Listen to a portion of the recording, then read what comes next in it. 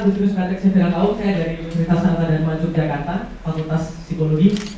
Di sini saya akan mempresentasikan karya tulis saya yang berjudul Kultur Kemiskinan dan Upaya Pengentasannya, Studi Kasus Nusa Tenggara Timur. Kemiskinan bukan semata-mata faktor struktural, namun juga bermasalah pada kematangan mental, pola pikir, predisposisi, penempatan dan pola hidup masyarakat itu sendiri yang memiliki state of mind yang tidak sesuai dengan semangat kemajuan dan pembangunan. Di sini saya ingin menyoroti melalui studi kasus yang saya lakukan di NTT untuk seperti apakah kemiskinan itu sebenarnya. Di sini kita bisa melihat kemiskinan secara struktural dan kultural yang terjadi di Nusa Tenggara Timur. Dan data kualitatif yang saya dapatkan, yang pertama-tama adalah tidak tersedianya sarana dan prasarana yang dapat menunjang pertumbuhan perkembangan ekonomi pedesaan. Nah, yang kedua, ini lebih penting lagi adalah nilai-nilai ekonomis itu terkalahkan oleh nilai-nilai non ekonomis, termasuk berbagai ritual adat. Terjadinya chain of poverty ini itu lingkaran kemiskinan itu karena apa? Dengan sudah 8 poin sudah dijelaskan tadi, dan mereka itu menjadikannya sebuah budaya dan gaya hidup. Mereka memperlakukan anak-anak mereka seperti itu, mereka hidup sehari-hari seperti itu, dan akhirnya itu akan menciptakan yang namanya chain of poverty, lingkaran kemiskinan. Anak mereka pun akan memulai hal yang sama karena ini adalah budaya. How to break the silence? Bagaimana kita memecah kebuntuan ini? Di sini kita akan break the silence dengan melakukan intervensi budaya. Itu sebagai kunci untuk memecahkan kotak misteri kemiskinan. Nah, kuncinya adalah the key to break the silence itu adalah pendidikan. Kita melakukan intervensi budaya melalui pendidikan.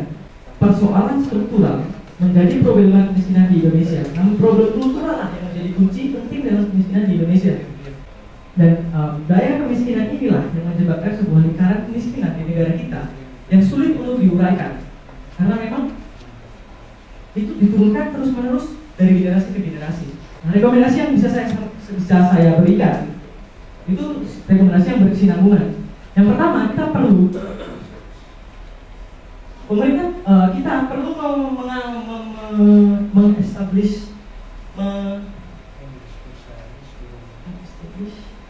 menetapkan sebuah pendidikan kewirausahaan atau entrepreneurship education.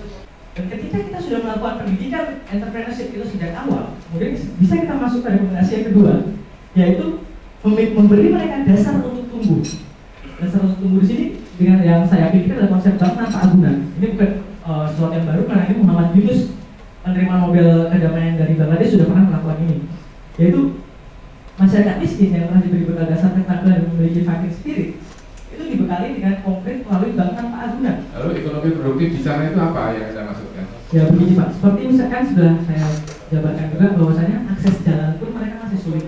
Artinya untuk distribusi dari misalnya mereka petani dan distribusi sumber daya yang mereka miliki untuk kepada sumber ekonomi produktif misalnya ke kota, kemudian menjualnya dengan harga yang lebih mahal, mendapatkan itu semua itu sulit Pak. Tidak akses ke sana itu memang masih terbatas sekali.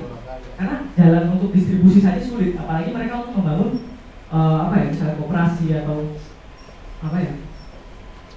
pasar raya yang bisa membuat mereka untuk lebih produktif lagi dalam melakukan kegiatan ekonomi. Jawaban saudara dua ya, adalah satu adalah pendidikan kewirausahaan, ya kan? Yang kedua adalah modal. Bagaimana sih konkretnya itu? Maksudnya konkret dari kedua hal itu? Yeah. Baik, pendidikan kewirausahaan secara konkret itu adalah tugas pemerintah untuk memasukkannya ke dalam kurikulum. Karena kurikulum di sini memang kita melihat tidak ada pendidikan kewirausahaan, tidak ada sebuah soft skill yang diterapkan dari awal. Memang hanya diberikan materi-materi kurikulum yang pendidikan saja.